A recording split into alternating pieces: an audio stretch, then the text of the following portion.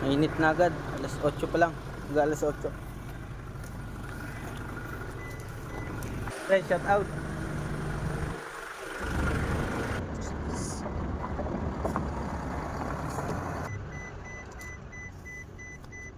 Hindi kasama natin sa truck.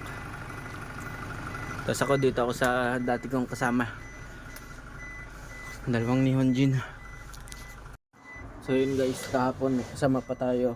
Isang Pinoy. Ngayon mag-isa na lang ako. Hindi ko alam kung anong gagawin ko, anong sasabihin ko. Bahala na mamaya. Kain na nga pala kami. Dito nga pala sa pwesto namin maraming mga dinosaur. Minsan pag malapitan. So yun guys, cut na natin. Nandito na tayo sa site natin. Yun guys, inihintay namin yung truck. Ilalagay namin yung mga winasak namin na semento. Labas muna tayo kasi meron ditong kawa.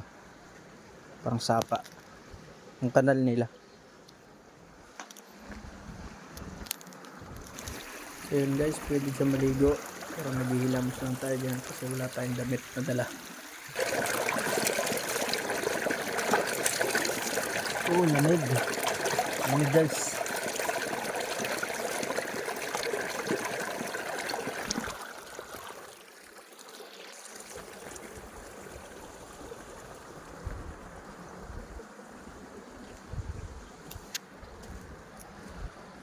Mga isang oras na kami naghihintay dito ng truck. Medyo okay na rin kasi nakapahinga tayo. Ay, ganda ng likod ko. Guys,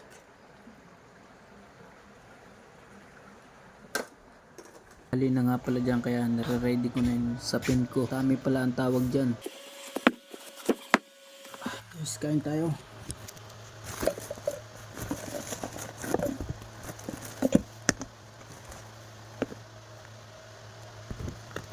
Delikado.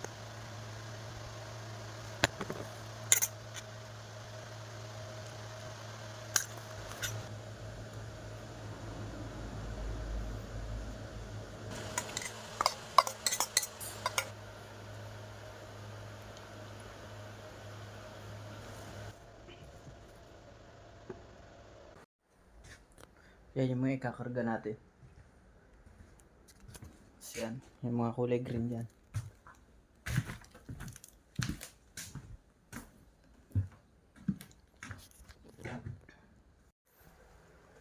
Dalawa lang pala kami ng isang neon gin dito. Papahinga kami, hinintay namin yung truck. Mga isang oras na siyang wala dito. Kaya chill lang. Basic. Ayun, likod ko. Palayan. Probinsya kasi ito.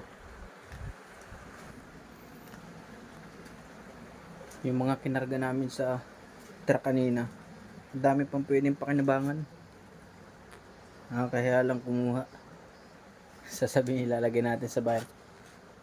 Ito, may sampahan pa dito. Wala pang kalawang yan. Hindi ko pa alam sa nihongo kung paano to hihingiin ba. Para may sampahan tayo dun sa loob natin. Guys, akyat tayo sa taas. Papakita ko sa inyo yung nilinis namin kanina.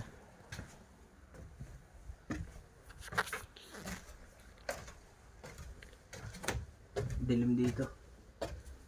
Mainit kasi bubong na to eh. Ayan. Madaming basura dito kanina sa taas. Guys, kita tayo dun sa may bintana. Tapos dito sa kabila. Kasi dito yung view ng taas. Ito guys, oh. Oh, ganda.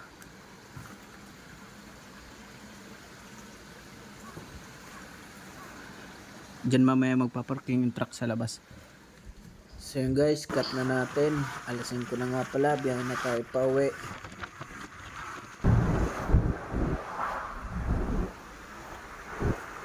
Oh, day 2 tapos na.